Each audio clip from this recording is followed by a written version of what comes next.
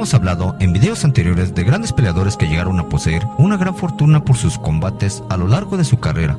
En este video te mostraré quiénes han sido los peleadores mexicanos que llegaron a perder todo lo obtenido debido a los problemas con el alcohol, drogas, excesos, despilfarro, apuestas, malas inversiones y algunos otros debido a sus enfermedades, quedando en la pobreza y en la miseria. A continuación, te invito a conocer estas historias desgarradoras y emotivas. La primera vez que yo lloré. Y ha sido también uno de los más grandes que vi también.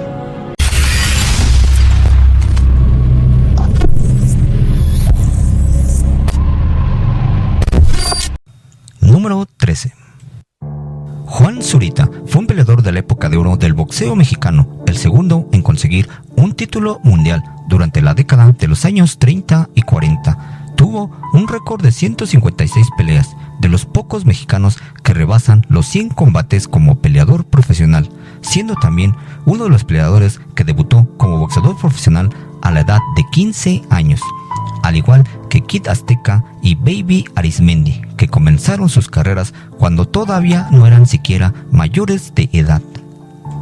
Zurita se enfrentó a los mejores y derrotó a los mejores como Rodolfo El Chango Casanova, Sixto Escobar, Joe Conde, Henry Armstrong, entre otros más, siendo campeón nacional ligero, realizando grandes peleas en la Unión Americana.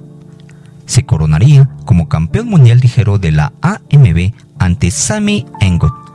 Se retiró del boxeo en el año de 1948. Después del éxito obtenido en el boxeo, la vida disipada y los excesos comenzaron a hacer mella en el cuerpo de Zurita, desarrollándose la enfermedad del mal de Parkinson y el Alzheimer, terminando los últimos años de su vida de una manera irreconocible, siendo abandonado y olvidado. Sus hijos tuvieron que vender sus bienes y sus negocios para poder atender las enfermedades de su padre, ya que los medicamentos que utilizaba eran muy caros, así como de los servicios de hospitales. Zurita fallecería en el año 2002 a la edad de 82 años. El día de su velorio no había prensa ni televisión, ningún dirigente o comisionado deportivo, no había luces ni fotos, solo sus dos pequeños hijos y su esposa, quien estuvo en los últimos años de su vida. De todo el dinero ganado por sus peleas en México y en el extranjero, no había quedado nada, solo tenía dos propiedades, una por la cual se peleaba un litigio y otra que quedaba para sus hijos. De todas esas posesiones que tenía, como los negocios, ranchos, terrenos, autos, joyas y todo el dinero ganado en 20 años de carrera, no había quedado nada, solo las deudas por el gasto que generaba sus enfermedades, terminando solo y en el olvido. Descanse en paz Juan Bautista Zurita Ferrer, el gran campeón ligero de México. Número 12. Miguel Ángel González fue un campeón de peso ligero del CMB y campeón internacional ligero. Como campeón, realizó 11 defensas de su campeonato. Disputó el título de peso superligero ante Julio César Chávez, con el que obtuvo un empate, y una disputa ante Oscar de la Hoya, con el cual perdería, así como quedar en el intento de conseguir otro título en otra categoría de los pesos welter en contra de Kostya Tszyu y Ulises Duarte, dejando un récord de 57 peleas, de las cuales ganaría 51, 40 por nocaut, 5 derrotas y un empate, en una carrera de 17 años como boxeador profesional. Miguel Ángel González fue reconocido como uno de los mejores pesos ligeros de la década, debido a la racha de victorias con 47 durante un periodo de 7 años sin conocer la derrota, así como por las defensas de su título, considerándose dentro de los 3 más grandes del boxeo en ese momento, que eran Julio César Chávez y Ricardo Finito López. Después de sus derrotas ante De La Hoya y Kostya Tszyu, no pudo retomar su carrera debido a las lesiones y las adicciones que comenzaron a ser el motivo de su decadencia y de sus derrotas. Después de su retiro, se supo muy poco del ex campeón mexicano. Un video filtrado mostraba la apariencia deteriorada de un hombre con ropa desgastada y en muy mal estado físico, deambulando por las calles, mostrando estragos por el alcohol y las drogas. Se le vio en en la Ciudad de México en las calles de la colonia Roma. Mucha gente, después de ver las imágenes, fueron a buscar al excampeón para ofrecerle su ayuda, así como de expeleadores para poder llevarlo a una clínica de recuperación contra las adicciones. El CMB fue quien levantó la mano para ofrecer su ayuda para Miguel Ángel González. Días después, una camioneta levantó a Miguel Ángel. Muchos aficionados habían visto el video y se encontraban preocupados. Después se supo que era de una clínica de recuperación que se había llevado al excampeón para que pudiera recuperarse de sus adicciones, pasando 6 meses como parte de un proceso. En la actualidad, Miguel Ángel se recupera poco a poco. Ha hecho una reflexión sobre su vida y lo que fue su carrera como peleador. Miguel Ángel cuenta que había olvidado lo bien que se sentía nuevamente volver a entrenar boxeo, agradeciendo el proceso por el que ha pasado para salir adelante, contando lo que ha sido para él levantarse del suelo y por el infierno que estaba viviendo. Miguel Ángel González es otro caso de peleadores mexicanos que tuvieron su grandeza estando en el éxito y la fama, así como de un estatus económico alto, pero que perdieron poco a poco su fortuna debido a las adicciones.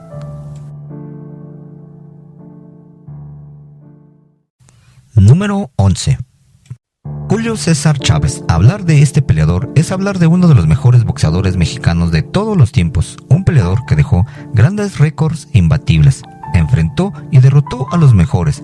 Fue el primer peleador azteca en coronarse en 3 divisiones diferentes, logrando un récord como boxeador profesional de 115 peleas, de las cuales ganaría 107, 87 por nocaut, 6 derrotas y 2 empates. A lo largo de sus 25 años de carrera como peleador, logró conseguir el éxito y la fama siendo un ídolo y héroe de México, quien adoraba realmente al campeón mexicano. Chávez era un tipo carismático con un gran chispa, sentido del humor y una gran sonrisa que iluminaba las cámaras. Pero todo lo que sube tiene que bajar. Chávez ya presentaba estragos por los abusos de sustancias y la bebida, que se reflejaban en sus peleas al ya no entrenar igual, comenzando a perder sus peleas en el último tramo de su carrera. Maltrataba y gritaba a su equipo de entrenamiento. La violencia familiar era constante, gastaba y despilfarraba el dinero con grandes fiestas, lujos innecesarios y excesos, perdiendo poco a poco la fortuna obtenida por sus batallas, llegando a tener problemas con los impuestos y sus declaraciones, debiendo pagar al gobierno cantidades enormes.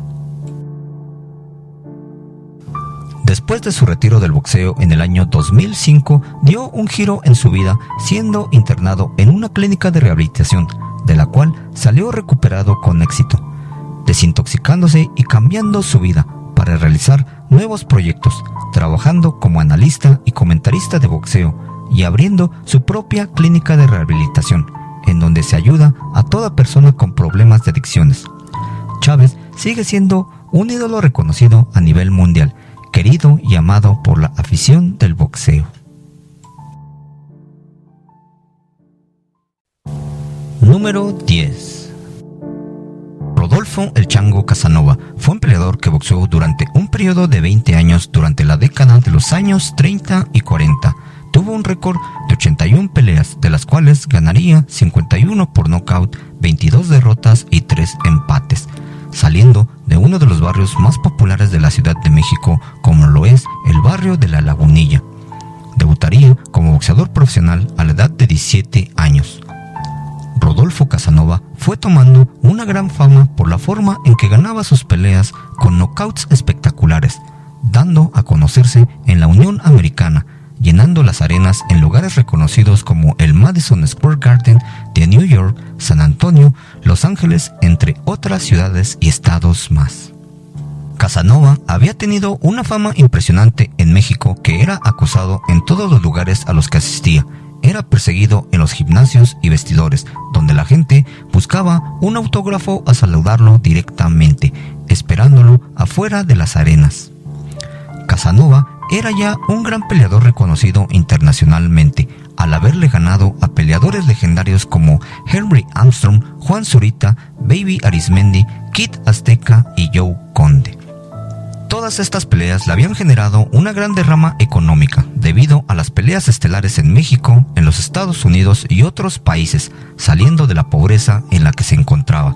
Pero Casanova comenzó a derrochar su fortuna poco a poco, pasando más tiempo en bares y cantinas que en el propio gimnasio, dejando de entrenar de manera responsable, presentándose en mala forma física para sus combates, recibiendo golpes innecesarios en donde perdería sus peleas por knockouts terribles.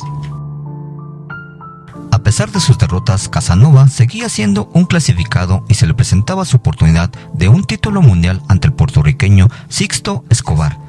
Casanova terminaría la pelea cortado y perdiendo por nocaut en el round número 9, dejando la oportunidad de coronarse como campeón mundial. Pero Casanova seguiría bebiendo alcohol, teniendo problemas con su pareja. Años después, la desgracia se haría presente.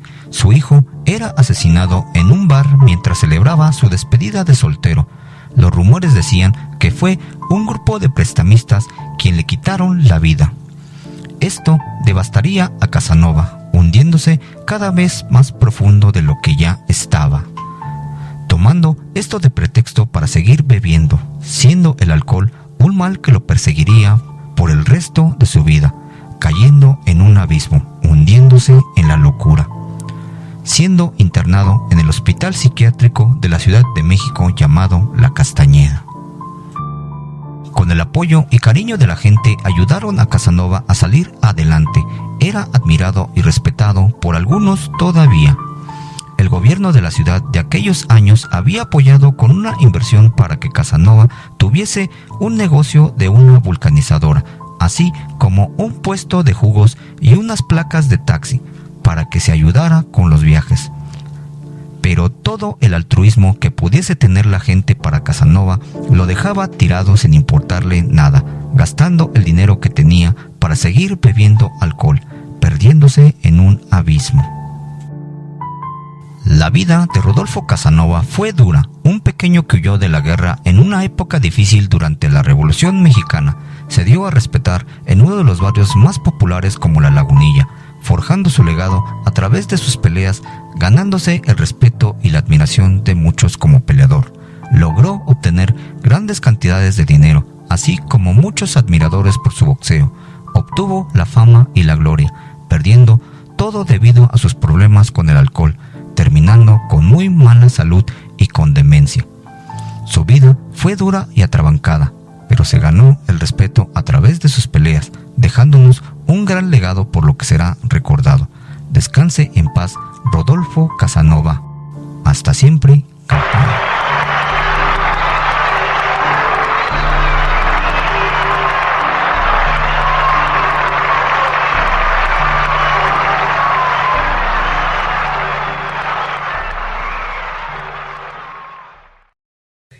Número 9. José Mantequilla Nápoles fue un peleador cubano naturalizado mexicano. Cuando el boxeo fue vetado por el gobierno de Cuba de aquella época, el público de México lo adoptó como su gran ídolo. El Mantequilla, como era conocido, se fue ganando el corazón del aficionado debido a la espectacularidad con la que ganaba sus peleas. Su gran técnica depurada combinada con el estilo mexicano lo convirtieron en un gran peleador, teniendo un récord profesional de 84 peleas, 77 victorias, 55 knockouts y 7 derrotas.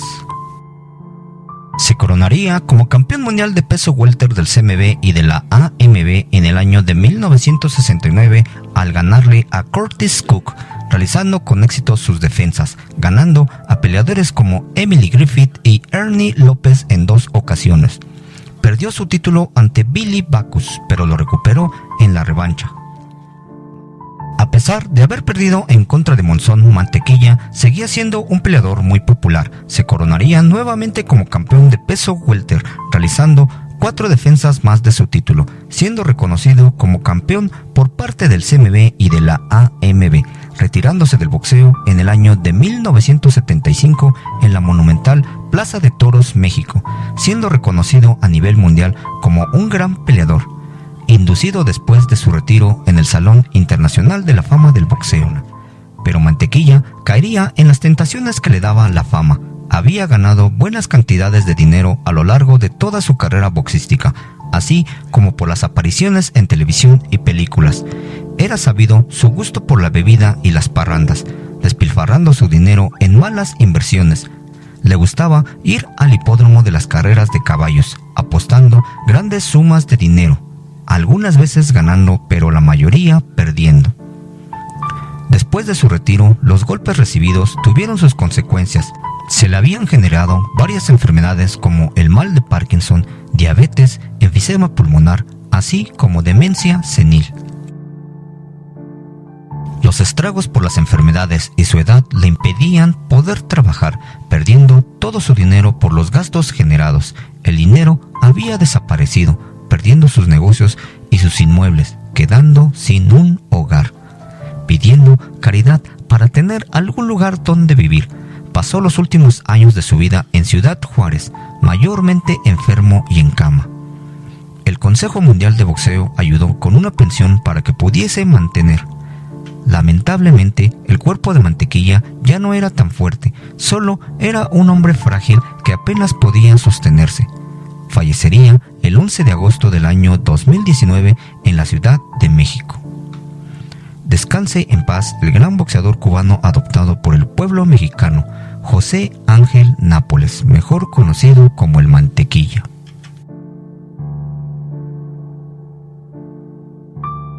Número 8. Le ha pasado a todos los campeones mundiales. Nadie da nada por nada. No te das cuenta de los maneos que hacen atrás de cada pelea. Juanito Herrera fue uno de los grandes campeones de peso pequeño durante la época de los años 70 y 80, inclinándose por la tradición boxística como lo era su padre, debutando como boxeador profesional en el año de 1976 a la edad de 18 años. Con 19 peleas, gana el título mosca del estado de Yucatán en el año de 1979.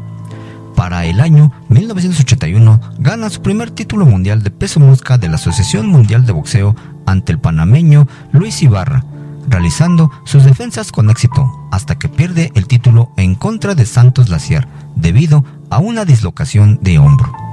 Aunque Juanito Herrera, como se le decía en diminutivo como cariño, no logró volver a ese nivel que tenía boxísticamente, sí ganó algunas peleas más, pero perdería nuevamente en la revancha ante Santos Laciar, realizando peleas locales en su tierra natal en Mérida.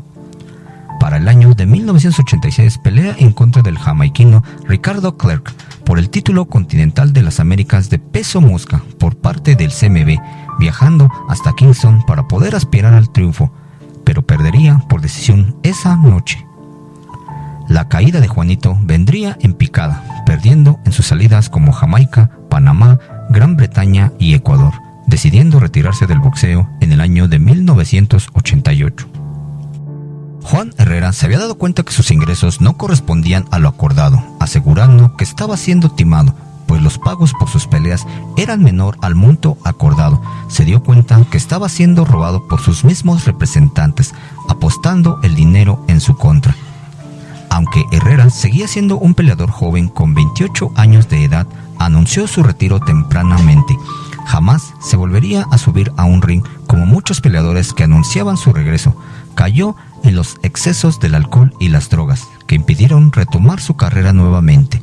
Pero así como cayó, volvió a levantarse, dedicándose a ser entrenador, llevando en la actualidad 20 años preparando a jóvenes que quieren ser peleadores, así como ruletear un taxi por las tardes, aunque admite que el boxeo sigue siendo una de sus máximas pasiones.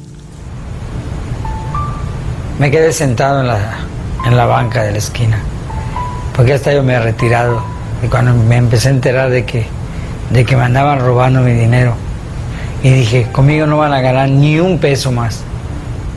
Sin duda, Juan Herrera es uno de los más grandes campeones que ha dado México, uno de los integrantes de esa camaradería que surgió en Yucatán durante la década de los años 70, en la que se encontraban los campeones mundiales de peso mosca como Miguel Canto, Guti Espadas, Guadalupe Madera y Freddy Chato Castillo. Se acabó la pelea, gana por nocaut y se corona campeón del mundo Juan Herrera.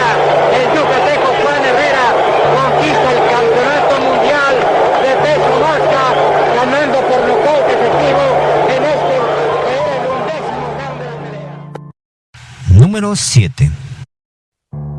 Ricardo Escamilla Moreno, mejor conocido como el Pajarito Moreno o el Barretero de Chalchihuites, fue un peleador mexicano que peleó durante la década de los años 50 y a finales de los años 60, peleando en la categoría de los pesos gallo y pluma, considerado como uno de los máximos noqueadores de la historia del boxeo mexicano, pues de sus 60 victorias, 59 fueron por la vía del knockout.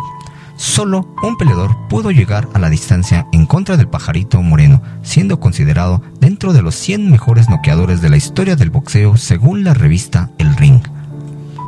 Ricardo Moreno venía formando su legado a una temprana edad. La manera espectacular en la que ganaba sus peleas lo convirtieron rápido en un ídolo del pueblo mexicano. Su popularidad lo llevó a ser invitado para inaugurar la Arena México. Durante el periodo de los años 1954 y 1957 fueron sus mejores años como peleador. Sus manejadores le habían conseguido peleas en el extranjero como Texas y Los Ángeles y otros estados de la Unión Americana. Esas peleas le habían generado una gran entrada económica por cantidades de $30,000 y $50,000 que para aquellos años eran grandes sumas de dinero.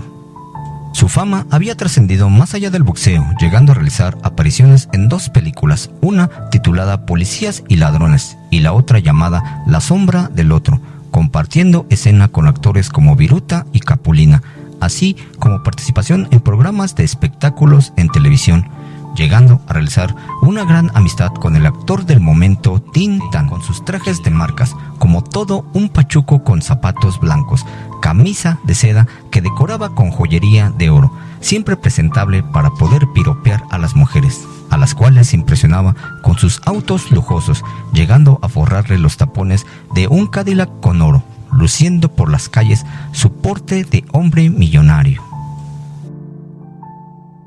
El Pajarito había invertido su dinero en bienes inmuebles en las zonas más nice de la capital, como el Pedregal de San Ángel, propiedades que en aquel entonces estaban valuadas en $1 millón.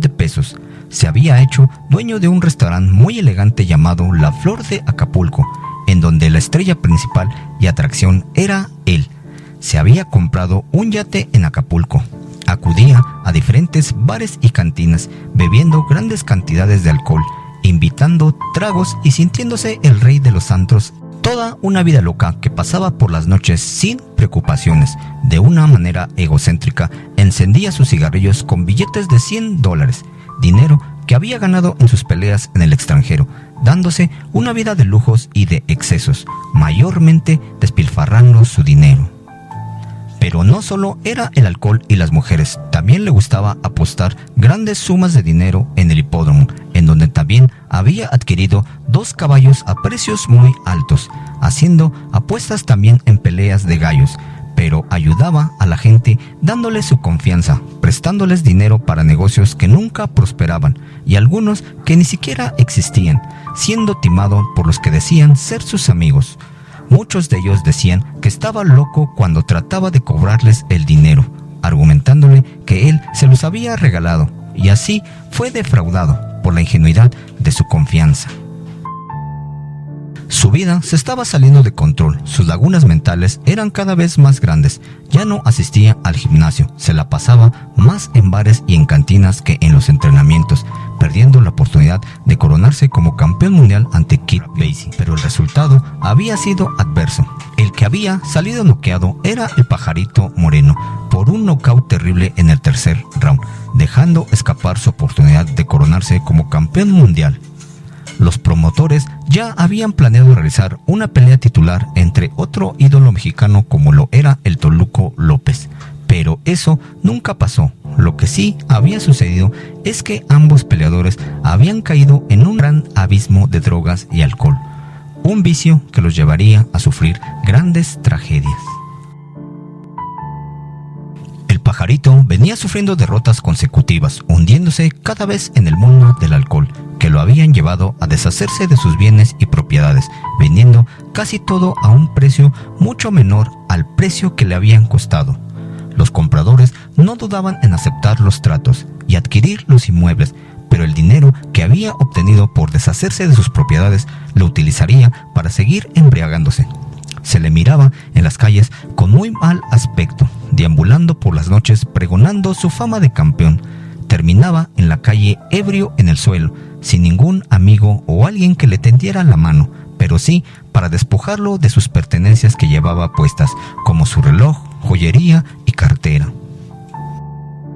Ricardo Moreno había tocado fondo, ya no tenía para sostenerse. La comisión de boxeo no le programaba peleas, pero el pajarito suplicaba que lo dejaran pelear nuevamente, pues decía que necesitaba mantener a su familia como su esposa, madre e hijos, que le dieran una oportunidad, ya que pelear era la única manera que tenía para poder vivir.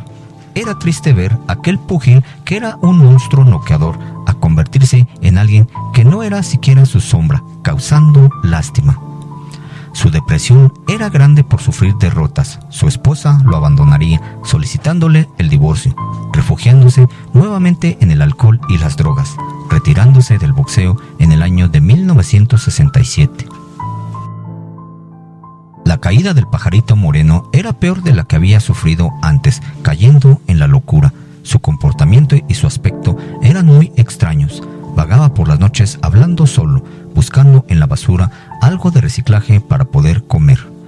Mucha gente lo reconocía y lo ayudaban con algunas monedas, pero la ayuda era que lo habían internado en un hospital en Puebla por 1 año.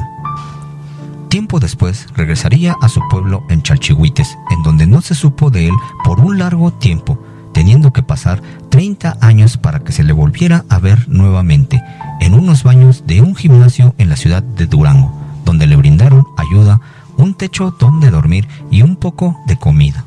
Así terminaba ese gran campeón mexicano, hundido en la miseria y en el olvido.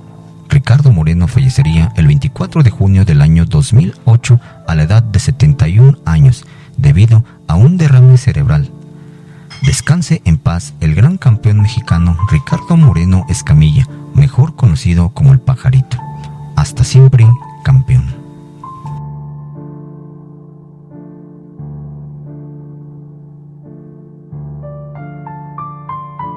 Bueno, espero que te haya gustado estas historias de estos grandes boxeadores mexicanos. Si es así, regálame un pulgar arriba.